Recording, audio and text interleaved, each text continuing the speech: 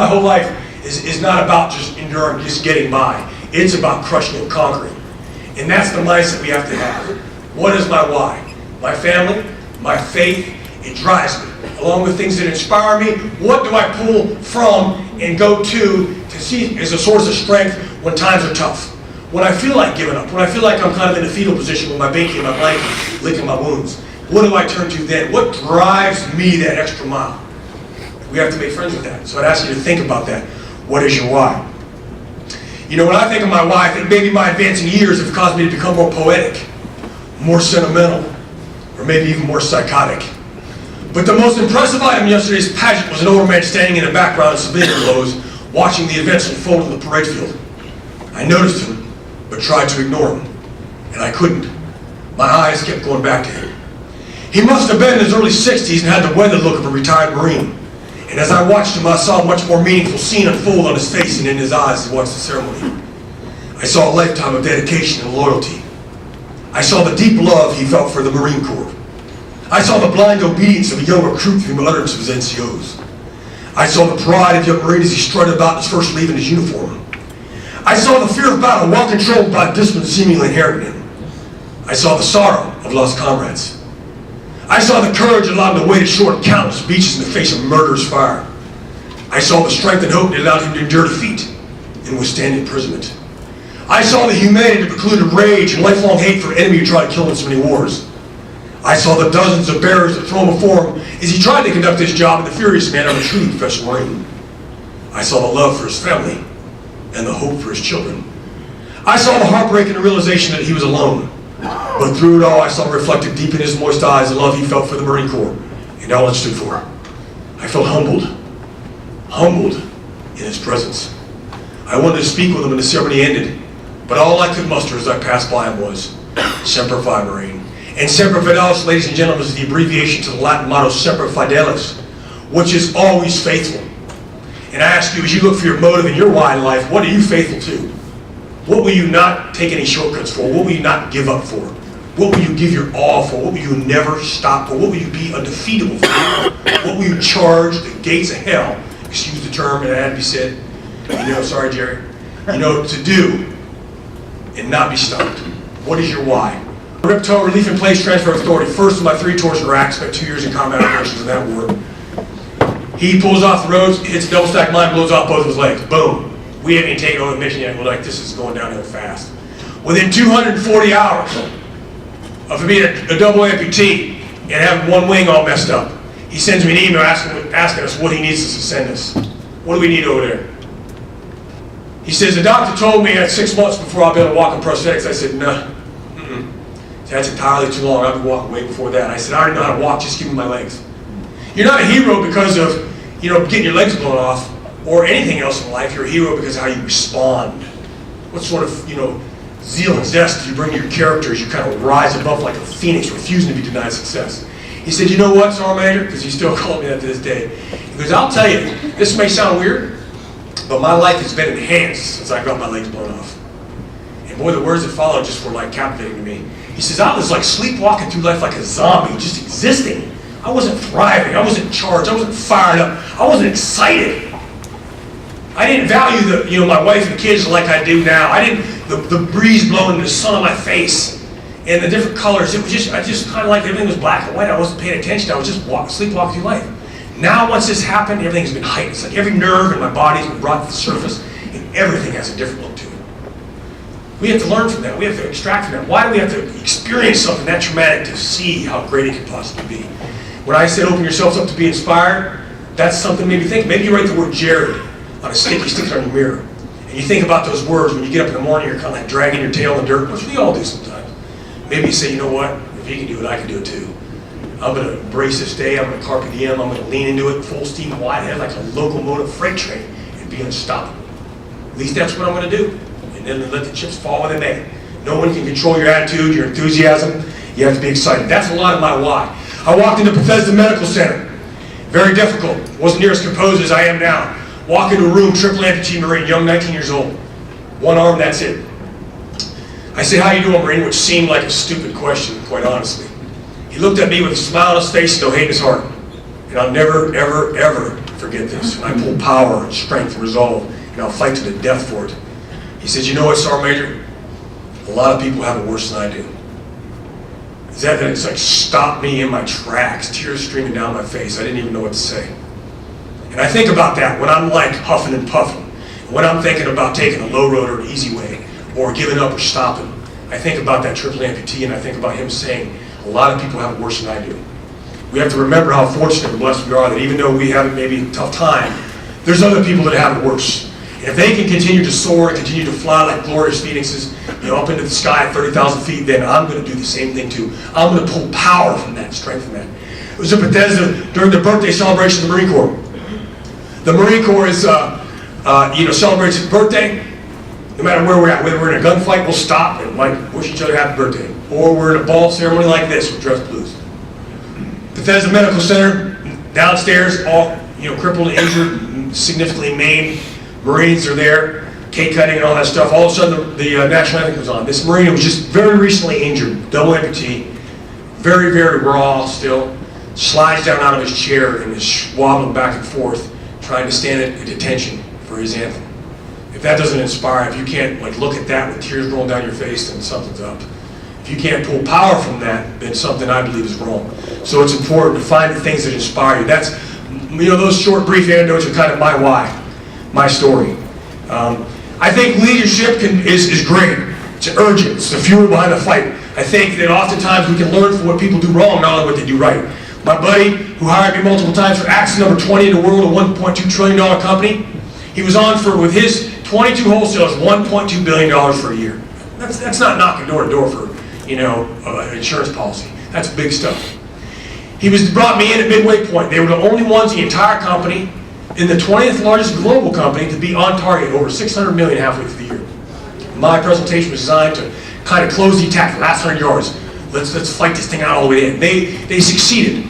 Over $1.2 billion in sales in 1 year with 22 people. And not one person called that guy and said, good job. Not one. Catastrophic failure. Absolutely catastrophic failure. You have to let people know you appreciate them, that you value them, and that they matter and they mean something. Leadership can be akin to growing a garden. If I walk over here and I'm lazy and I just want to kind of be a dictatorial leader or just authoritative and just not really invest anything, and I'm just going through the motions, I could really care less about you, it's just about the bottom line. People know that about you. It's not hidden. You can't conceal it.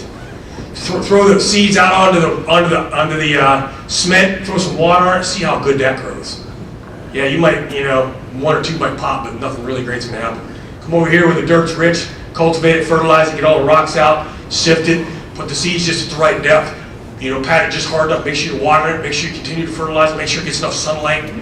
It's a continental divide between those two products, those two entities. But this one takes time. This one takes effort, energy, and commitment. And if you're a good leader, you want to be not a positional leader hiding behind your billet, you want to be a pinnacle leader where people will gargle napalm and low crawl across broken glass and do backflips into concertina wire for you because they know you care. You have to be willing to do the work in the garden. And you have to keep the weeds out and look after your people. It's very, very important. There's the cheetah and the gazelle. I look at leaders like the cheetah and gazelle. You have to pick which one you're going to be. The cheetah, fastest land-dwelling mammal, 70 miles an hour, has been doing the work, been out there because he's been exercising, drinking, getting rest, all that kind of stuff, eating the right food. He's up on the rock, imagine that out in the prairie, he's licking his lips, he's serving the grid square, it's morning, he's hungry. And he's even got elevation so he can see better because he's smart, he positions himself like any good leader would. And he can see his prey, he can see his targets, and he can see with that perfect vision. And he's done the work. And all of a sudden, you see the gazelle just kind of frolicking. They say apathy comes before calamity in the dictionary for a reason. There's a reason why, because it's getting ready to get crazy up in here. All of a sudden, the gazelle, because he hasn't been stretching and exercising and drinking his water and doing all the things that we talked about earlier, he's frolicking, wandering aimlessly through the impact of their life, and all of a sudden, just the second when he spins around, and just before he makes eye contact with this cheetah, he pulls a hamstring. You ever pull a hamstring? You're like, man, that's painful. Because he hasn't been doing the work, he hasn't been preparing himself. And then all of a sudden, like a Tomahawk cruise missile, at 70 miles an hour plus, because he put himself at the great position of vantage point in power, that cheetah takes off, and we know the story how that all ends, okay? We don't need to go into any further than that. But you have to decide, are you going to be the cheetah, or are you going to be the gazelle? I believe I can boil leadership down. You could fill this space right here with probably books 10 times over. No one would disagree with me. I'm not saying it's the only thing. I'm saying, to me, it's the most important thing. I can tell you leadership in a sense or two, and I can tell you, boil it down even further to one simple word. Again, not the only thing, but to me, the most important thing.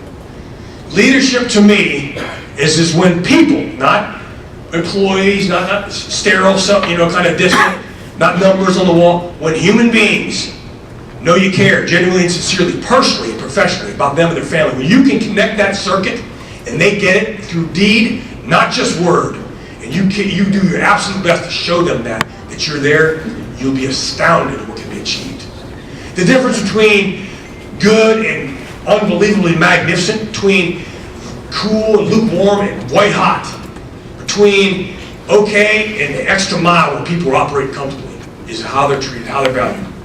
If they don't feel they mean anything to the organization, they're just a number, they're a block, a hole in the dike, and they're not going to go wide open. They're going to do as much as they need to do to avoid getting fired. And if you put 100 people together like that, that's mediocrity at its best.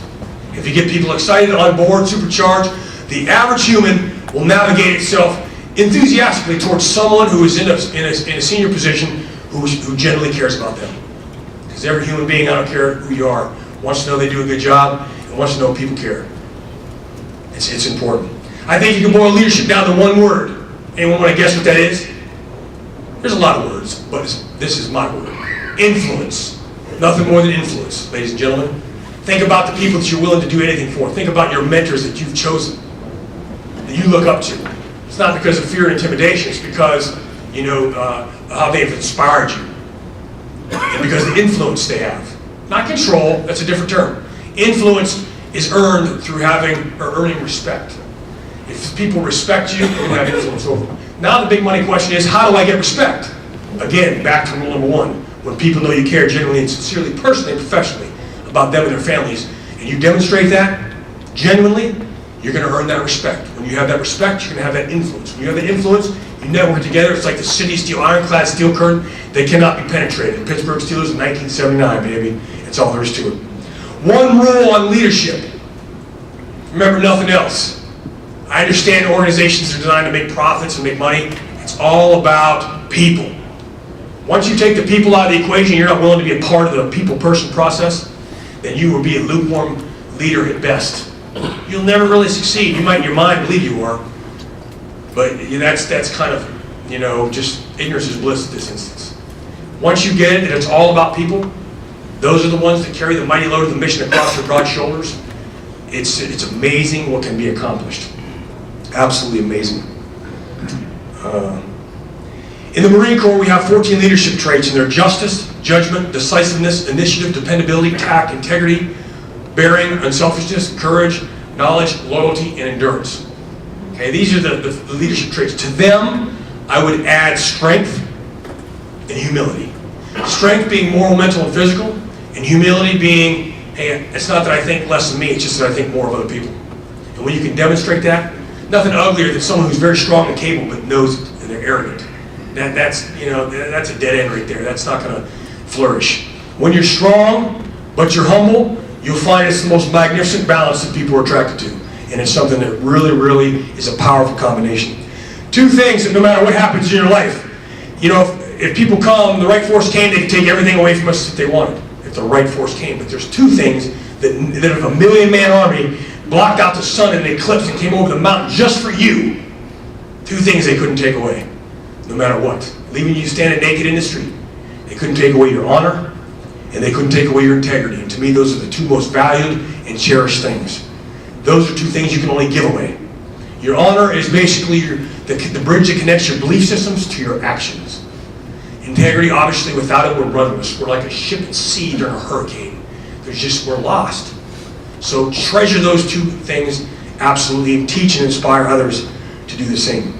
Matter of fact, my battalion commander is currently the Secretary of Defense, General Mattis. Pretty cool. And I was running the sniper mission. We had a guy get shot. The thermal imager on the toe, which is a tube lodged, optically tracked wire guided command link system, an anti-armor system that shoot up to almost 4,000 yards and go through 18 inches of steel. Well, there's a thermal sight on there, and the guy saw where the sniper shot from. So the building, the level, the window, all zeroed in. So I get my team fired up.